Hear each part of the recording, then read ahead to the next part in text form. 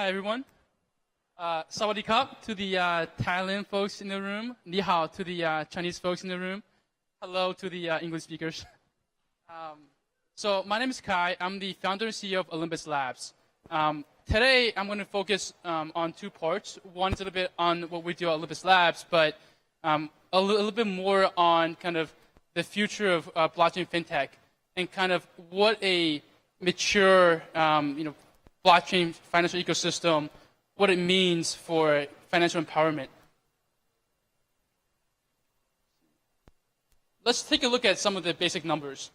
A lot of people ask, is it too late to get into crypto? Have I missed the boat? Our opinion at Olympus Labs is that it's still early. It's early days. If we look at just how small it is compared to the other asset classes that we have, it's peanuts. It barely even shows up on this chart. And so, my opinion is that there's still a lot more to grow. I think the golden days of growth are ahead of us instead of behind us. And so if you are on the fence, I think, you haven't missed the boat. It's not too late. I created this slide at 3 a.m. last night, so it's a bit ugly. Forgive me for that. It's early, so there's still a lot that needs to be done. If we take a look at the traditional financial markets, we have the financial intermediaries and the financial markets who play a role in connecting lenders on the one hand and borrowers on the other. These institutions include banks, investment banks, insurance companies, etc. Now, what we need to do is we need to create this infrastructure for the blockchain, for cryptocurrency markets. As of today, a lot of this is still very immature, which means that there's a lot of room for growth. Some of the things I want to build out are financial products. While there are some financial derivatives that are currently at play, the vast majority of the volume is still spot, which is a problem, right? As the financial folks in the room know, for any financial product or market to really become mature and deep, it needs a wealth of different financial products, which allows one for diversification, two for risk management, and three for bringing different parts of the investor base into this market to serve different needs, whether that be as an asset allocation for the retirement fund, whether it be hedging against their overall portfolio, whether it be lending and making a fixed income out of their cryptocurrencies. These are all things that need to be done, and we're still in early days when it comes to that. I'm going to spend a little bit more time on this slide because I think this is what, to me, blockchain means, what blockchain can bring. It's not just the cryptocurrency. It's not just about getting into an ICO and making 3x or 10x on the currency. I think it's about what it can bring in terms of the impact that it will have on the world, on you, on the unbanked. So one portion of it would be, banking the unbanked. Very simply put, for a vast majority of people, there are huge barriers to accessing the traditional financial markets, whether those be institutional barriers, whether those be geographical barriers, or just, even as millennials, I just don't like going to a bank. It's not like I don't have access to a bank, but I'd rather not go there. So that's one. The other part of this ties back to kind of charity and aid giving, right? So as we know, for a lot of charities, whether they be government-backed or like the Red Cross, a vast majority of the funds do not flow to the people that should get the funds. It goes to administration, whatever that means. And so this is a huge part where we believe that blockchain and cryptocurrencies can play a huge role in changing that dynamic and empowering those who are disenfranchised. The second part of it is on kind of democratizing wealth creation and distribution. Wealth creation really comes from have three inputs, right? Land, capital, and labor. For the vast majority of human history, capital has been in the hands of the few, the wealthy, and whether it's a company or real estate, really only the big guys have it, have a chance to play in the beginning. The rest of us can come in later when a vast majority of the wealth has been created and already distributed. Now, with blockchain and cryptocurrency and token economics, we see for the first time, right, where anyone in the world, if you believe in something, in a vision, in a product, you are in on the ground floor. You're not there after a VC has already made 100x. You're not there after PE has already made 10x, right? You're there as you have the power of a VC as an individual. And I think that's very powerful. But beyond these two, I think what's the most fundamental change that we see is a new form of human organization. If we simplify things a little bit and look at a traditional organization, you have the employees, you have the investors, you have the customers. A lot of times the interests of three are not exactly aligned, right? The investors, all they care about is money, perhaps sometimes at the expense of the customers. The management and the shareholders are not always in line as well. But with blockchain, with tokenomics, the lines of these stakeholders are blurred, right? Someone who likes your projects, buys your token. Now they're an investor. You're kind of like your boss. But because they like your project, they're going to spread word about your project. They might even create your logo or create a video to spread the word. Now they're kind of an employee as well. They're also very likely to be your first advocates and evangelists in terms of trying your product. So now they're also a customer. So what does this mean, right? This means that when we understand how we humans come together to create value, to create product, to make progress, is now truly decentralized in a way that you cannot make these distinctions so clearly. As in, oh, you're this, I'm that, I represent X interest, you represent Y interest. It's not that simple anymore. The barriers of geography or culture or race are also broken down in fundamental ways that I think we're only beginning to see. I don't think we're at the stage where we're seeing the full impact of what this means for cross-border exchange or cross-border trade or cross-cultural exchange of ideas. So this is what I think blockchain and the financial ecosystem that it will create in terms of the value and the impact that we'll have. I'm going to play a quick video. So we are in the second phase of our beta. So both the Android and iOS versions are out. We've done a first iteration. After about 500 people who have tested our app, we kind of taken feedback from them and then kind of made the first iteration of changes. So if you want to try it out and be part of our second wave of beta testers of our app, you can just kind of scan the code on the left. And then on the right is our video, which if we can play it. This video is based on the first version of the app, so a lot of the UI and stuff is outdated, but you get a sense.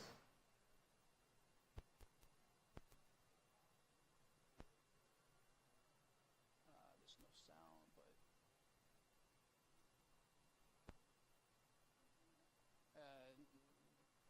there is sound, but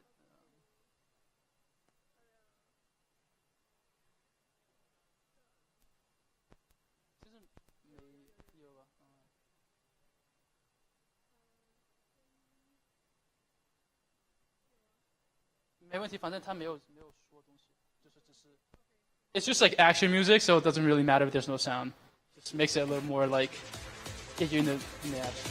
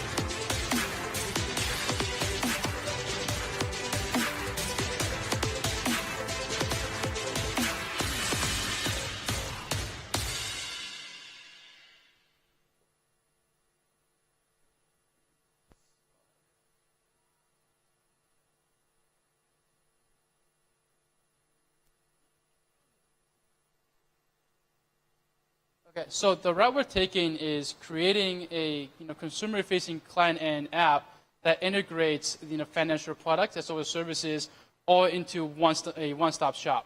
Now I'll get into a little bit about what we're doing at Olympus Labs so you get a better sense of what that means. So what we do is, we're creating this ecosystem that I've been talking about. A lot of these things will be integrated through third parties, so we will not be doing everything because that would be pretty much impossible.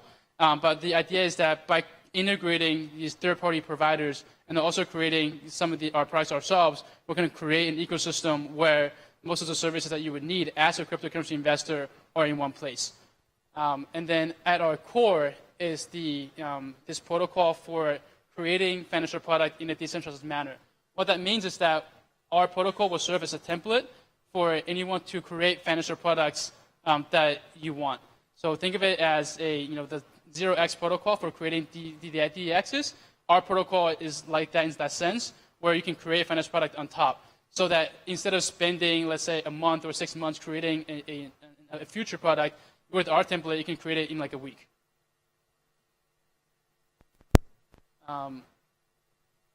Our mission, kind of went over this a little bit, is to create kind of a frictionless and seamless platform for folks who are in the cryptocurrency market. I don't know about you guys, but at least for myself, I have everything disaggregated. I have like 5 different exchange accounts. I have 5 different wallets. I can't even remember. Sometimes I reach into my bag and I find a USB. I'm like, I invested in some Eternity earlier. I completely forgot. It's just there, right? It's just there's a lot of friction and there's a lot of just like barriers really to entry into this market, whether you're in it or if you want to progress further. So some of the needs. So one is this friction that exists. 2, you're kind of hold, right? Kind of hold on for dear life, right? There's really, for a lot of investment that you have in cryptocurrencies, there's not much you can do aside from just hold and pray. And I think we can do better, and we need to do better for this market to really take off. And then lastly is about this, it's hard to have a diversified portfolio because one, as we all know, correlation really tends towards one when markets go to shits, right? So when the market's going down, it doesn't matter if you own 100 different crypto tokens, you're losing money on all of them. So that's a huge issue. So on this slide, there are just a few scenarios that I'm outlining as to kind of which products we're creating and what specific needs they're meeting. So one is a lending product, right? So how do you make interest on the cryptocurrency you already hold? So if you own Bitcoin or if you own Ether, wouldn't it be great to have more Ether by just not really doing much? Secondly, for other projects, so one of our main targets is other projects that have raised funding. So the idea is to help them manage the funds that they've raised so that they can better match long-term liabilities to long-term assets. Because right now, most of the portfolios that the companies have raised, the price volatility is very high, right? And so if you're trying to do long-term planning, it gets tough. And then some of the simple things that we're doing, but I think were very important, is things like a buying basket, a tool for buying a basket of cryptocurrencies or indexes, so that for someone who's entering into this marketplace, they can just get exposure to the market without having to figure out, which one's which, what currency should I buy. That's a huge barrier to most people who, do not really understand this space. So our view of how we're going to kind of tackle this market, and a little bit different from some of the other projects that are in this space, which, for example, provide a certain solution. So, for example, Etherland we're providing a lending solution, or MakerDAO, they're providing, their solution is, instead of offering a specific solution, we're really offering kind of a layer below that, which is our layer can then create these solutions so these solutions can be built on top of our layer, if that makes sense. And so there are 3 kind of main parts to our ethos. One is that the fact that with smart contracts or self-executing means that we do not have to take into account, counterparty risk, right? The second thing is interoperability. So again, this idea of having this protocol which can cut across, one on the front end, any kind of third-party app, including physical ATMs or POS systems. And then on the back end, it can tie into any exchange or decentralized exchange. And then lastly, the financial products that are created on this protocol can be supported by other third parties who are also building products on top of this protocol.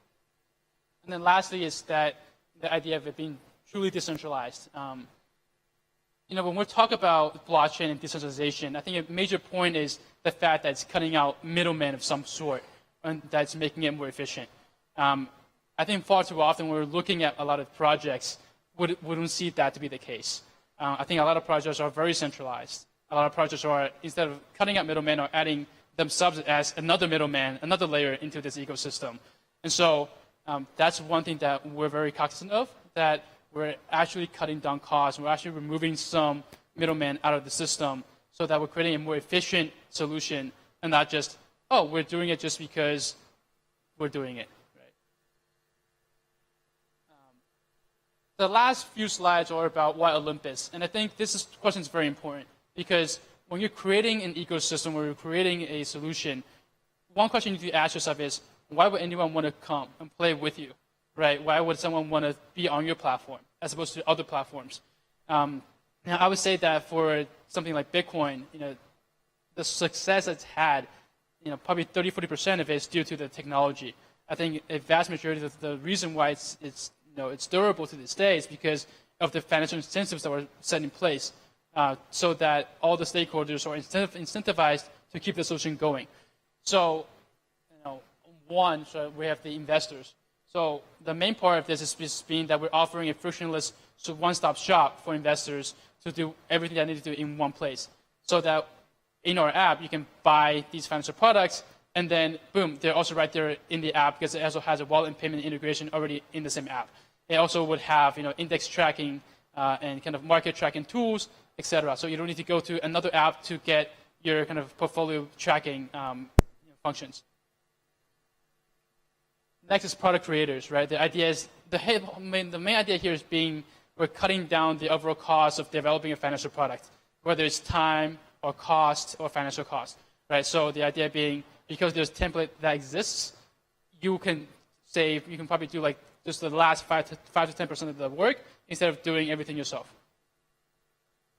And then as far as partners, the whole idea is that we're creating this market, we're increasing the size of this market. So essentially, all the players are going to be, or could benefit, should they choose to kind of integrate or work with us in some way.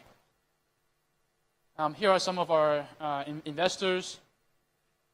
This is the last slide, pretty short presentation.